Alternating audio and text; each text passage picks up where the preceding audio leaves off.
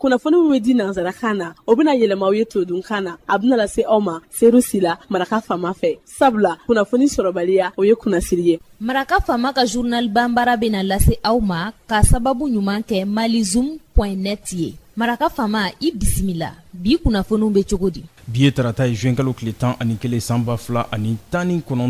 kunnafoni labɛnna fasiri jɛkulu maaw fɛ a bɛna lase ne seyidu sila maraka faama fɛ. Ibrahim Lam misirakaw ka kamale k'ale to suya kɔlɛ la kunnafoni bakurubaw filɛ.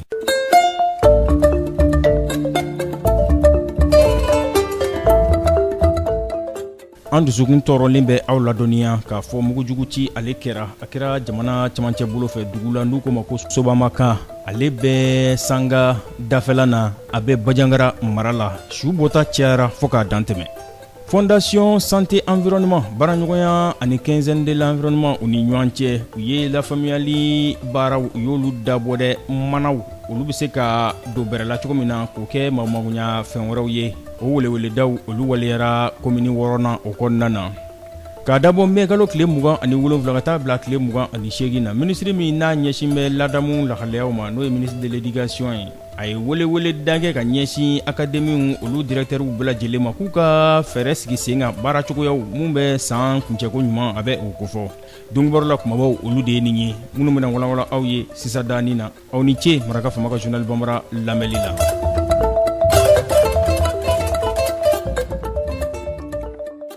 An bɔra k'a fɔ sisan an dusukun tɔɔrɔlen don maliden bɛɛ lajɛlen dusukun tɔɔrɔlen don ka sababu kɛ mugujugu ci o kɛra jamana ale camancɛ bolo fɛ mugujugu ci min n'a kɛra a kɛra ka ɲɛsin dugu ma n'u ko ma ko Sobunaka ale bɛ sanga dafɛla na a bɛ Bajangara cercle la tiɲɛni ale kɛra kosɛbɛ mugujugu cilaw olu de taara ɲɛsin nin dugu in ma u ye nin bɔ dɛ kunnafoni labanw gouvernement ye laseli min kɛ o y'a jira k'a fɔ ko maa 95 olu bɔnɛna u nin na maa caman olu tunun na. Nin kɛra dusumakasa ye kosɛbɛ ka sababu kɛ n'an hakili b'a la nin ɲɔgɔnna a kɛra Ogosagu o fɛnɛ su bɔta cayara kosɛbɛ i n'a fɔ nin kɛra cogo minnu na nin marifatigi maa bugunatigɛ dɔnbaliw olu kɔni de taara ka taa bi dugu ka nin cogoya in na tan a bɛɛ lajɛlen ye jamanaden kaana bilalenw de ye se t'u ye dabali t'u ye maramafɛn t'u bolo u taara bi u kan k'u bɔnɛ u nin na nin cogo in na tan facogo juguw k'o taga ɲɛsin mɔgɔw ma cɛkɔrɔba ma to musokɔrɔba ma to den tannuw ma to u ye maa 95 gouvernement ka fɔ la u ye olu de bɔnɛ u nin na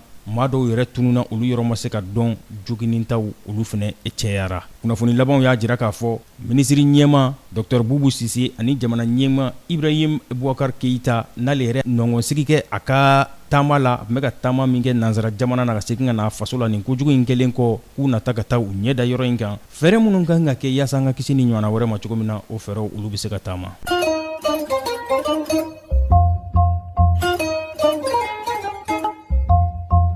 Fondation Santé Environnement baraɲɔgɔnya ani quinzaine de l'environnement u ni ɲɔgɔn cɛ u ye lafaamuyali baaraw u y'olu dabɔ ka ɲɛsin manaw ma mana minnu n'o olu ye ɲamaw ye minnu ni olu kan ka se ka kɛ fɛn wɛrɛw ye u bɛ se k'o baaraw k'olu kɛ cogo min na ka maaw lafaamu o baaraw bɛna kɛ cogo minnu na ɲɛfɔli bɛ se ka kɛ olu la cogo min na o yɛrɛ hukumu kɔnɔna na Fondation Santé Environnement u ye wuli ka jɔ kɛ ɲamamina belebele 10 Baɲango ka taa olu sigi jɔ fiyɛ 10 Baɲango kɔnɔna na yaasa mana ninnu n'o ye ɲamaw ye u bɛ se ka lasago o yɔrɔw la cogo min na u ko olu kalekan ye u ka nin baarabolo in kɔnɔna na faaba n'o ye Bamakɔ ye o bɛ se ka kisi ɲama ma cogo min na ɲama manalama yɛrɛ a kana ye faaba kɔnɔ yan cogo si la o ka kɛ sigida lakanda baaraw olu waleyali ye o de kosɔn sa u ye kiosque belebele 10 min n'u bɛna sigi jɔ fiyɛ 10 Baɲango kɔnɔna na komini 6nan na Bamakɔ yan u ko u bɛna wele bila maaw ma maa minnu bɛ se ka nin ɲama manalama ninnu fara ɲɔgɔn kan n'a bɛ taa an ka maamakoɲa filafila manani ninnu ka taa se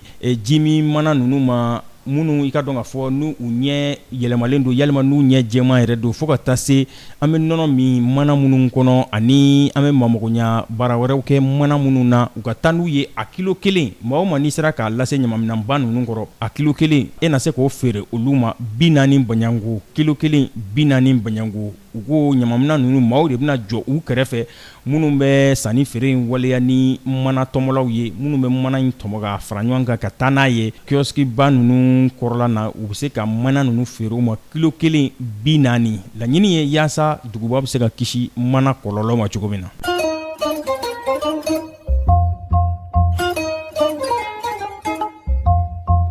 ka dabɔ mɛ kalo tile 27 ka taa bila tile 28 ministre min n'a ɲɛsin bɛ kalanko ma an ka jamana kɔnɔna na a ye wele bila directeur académie bɛɛ lajɛlen ma k'u kana u ka fara ɲɔgɔn kan u ka fɛɛrɛ sigi sen kan baaracogo kura yaasa fɛn min ye san n'a bɛ kisi a ka kisiko ɲuman na cogo min na baaraw bɛɛ lajɛlen bɛ se ka kɛ kuncɛko ɲuman na cogo min na directeur académie Seydou Nuru Mayiga ale ye a jira k'a fɔ u bɛna fɛɛrɛ bɛɛ lajɛlen kɛ yaasa foroba école olu ka baaraw bɛ se ka kuncɛ ka bɛn juillet kalo tile 31 nata ma cogo min na o de kosɔn sa yaasa o baaraw bɛ se ka jidi u ko kalanw bɛ dabɔ sɔgɔma nɛgɛ 7h45 ka taa se 14h o ma ko o na kɛ jamana ka foroba kalanso bɛɛ lajɛlen kɔnɔna na o cogoya la yaasa san bɛ se ka kuncɛ cogo min na ni baaraw olu dafali ye.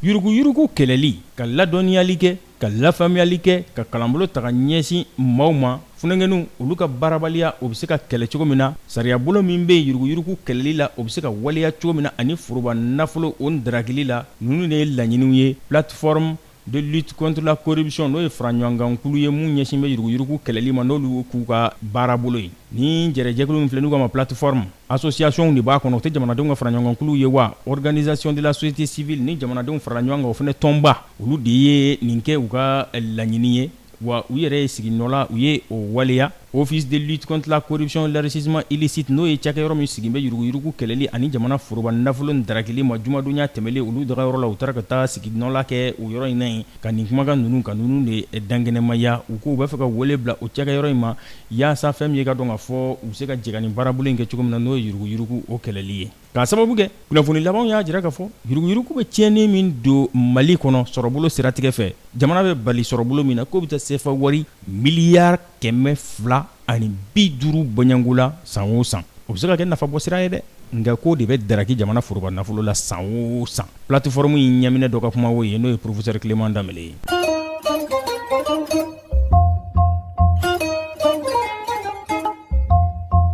Ko garibu denmisɛnnin a caman minnu bɛ taa kalanyɔrɔw la Senegalikaw fɛ yen ayiwa ko lajabaw bɛ taga ɲɛsin u ma wa u tɛ don ba la a bɛ kɛ sababu ye a caman yɛrɛ u bɛ bɔnɛ u nin na san o san Human Rights Watch maaw n'olu ye adamadenya tangali cakɛyɔrɔ ye olu de ye nin kumakan in fɔ k'a fɔ fɛnɛ k'a sɛmɛ jamana ɲɛma la Macky Sall Senegali jamana ɲɛma k'a fɔ ko dɔ kɛra ko garibuden ninnu sɛgɛnna ko ka dɛmɛsiraw taga ɲɛsin u ma. Nin bɛ dansigi bi laseliw la min labɛnna fasɛrijɛkulu maaw fɛ ka lase a balimakɛ Seydou Sila Maraka fama fɛ Ibrahim Lam misirakaw ka kamalen k'ale to suya kɔlɛ la ni Ala m'an ka jɔnya jɔna ayiwa sini fana ye don dɔ yan tɛna ɲɔgɔn sɔrɔ yan kunnafoni kuraw k'olu lase aw ma yan'o cɛ n'a b'a fɛ ka segin ka Maraka fama ka journal Bambara lamɛn a bɛ taa malizoom.net ale sanfɛ bɔlɔlɔ kunnafoni di sira don n'a ka d'aw ye www.malizoom.net Maraka fama ka journal Bambara ka kunnafoni jatara ka laselibaw n'a bɛɛ lajɛlen ye mun tora ne ye Zawore ye k'aw fo k'aw waleɲuman dɔn k'a fɔ aw ye a k'an bɛn sini ni Ala subahanahu wa taala n'a jɛna n'a ye. Maraka fama ka bi journal Bambara lasera aw ma k'a sababu ɲuman kɛ malizoom.net ye.